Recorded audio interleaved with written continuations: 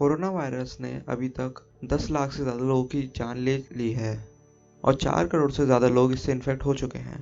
तो इस समय आप सभी के मन में ये सवाल आ रहा होगा कि इस वायरस से बचने के लिए कोई वैक्सीन या दवाई क्यों नहीं आई है। हम लोग काफ़ी समय से सुनते आ रहे हैं कि वैक्सीन सितंबर के बाद आएगी, और फिर सुनने में आया कि वैक्सीन दिसंबर में आएगी, और अब सुनने में आ रहा है कि वैक्सीन अगले साल आएगी। तो आखिर सही में कब इस वायरस की वैक्सीन आएगी, और ऐसी क्या वजह है या ऐसी कौन सी परेशानियां हैं जिस वजह से वैक्सीन अभी तक नहीं आ पा रही है। तो इसे समझने के लिए हमें ये समझने की ज़रूरत है कि आखिर कोरोना वायरस है क्या और ये हमारे शरीर को कैसे इन्फेक्ट करता है। तो कोरोना वायरस का नाम कोरोना वायरस इसीलिए पड़ा है क्योंकि कोरोना का सही में मतलब क्राउन या फिर मुकुट होता है। इस वायरस के ऊपर कुछ कांटे जैसे चीज़ होते हैं और इन्हें माइक्रोस्कोप में देखने पर यह एक क्राउन की तरह ही दिखाई देते हैं। कोरोना वायरस कई तरह के होते हैं, उनमें से कई तो हमारे काफ़ी आम बीमारियों की वजह होते हैं, जैसे कि आम जुकाम या फिर खांसी। और कुछ कोरोना वायरस तो केवल जानवरों को ही इन्फेक्ट करते हैं, और कभी कभी इनमें से कुछ वायरस जानवरों से इंसानों में आ जाते हैं। और कोविड-19 वाला वायरस भी इन्हीं में से एक वायरस है। सार्स और मर्स वायरस भी इसी वायरस के जैसे थे, पर यह वायरस उनसे कई ज़्यादा इन्फेक्शियस और डेडली है। तो क्या जिन दवाइयों से सार्स और मर्स का इलाज किया जाता है उनसे कोरोना वायरस ठीक किया जा सकता है? असल में ऐसी कई दवाइयों पर काम चल रहा है, और असलियत में अगर कोई वायरस एक स्पेसिफिक वायरस की फैमिली से बिलोंग करता है तो ये ज़रूरी नहीं कि उसका इलाज भी उन्हीं दवाइयों से किया जा सकता है। वायरस काफ़ी ज़्यादा एक दूसरे से अलग होते हैं। वायरस अलग अलग साइज़ और शेप के होते हैं। अलग अलग वायरस हमारे सेल्स में भी अलग अलग तरीके से घुसते हैं, और ये अलग अलग तरीके से म्यूटेशन यानी अपने आप में समय समय पर कुछ बदलाव करते रहते हैं।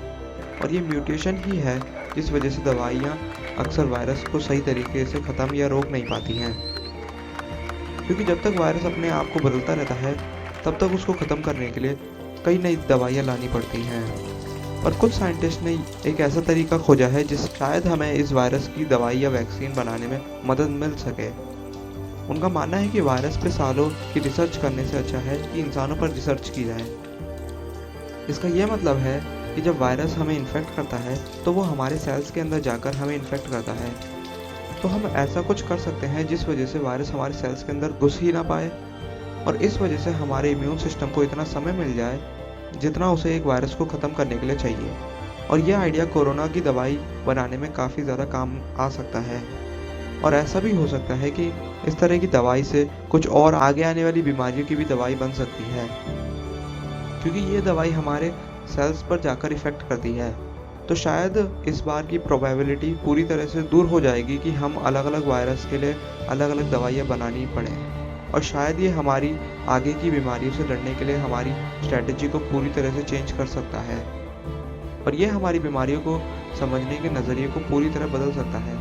और ये दवाइयाँ तब तक भी काम करेंगी जब वायरस म्यूटेशन करता है। पर सवाल यह है, क्या सही में ऐसी दवाइयाँ बन सकती हैं?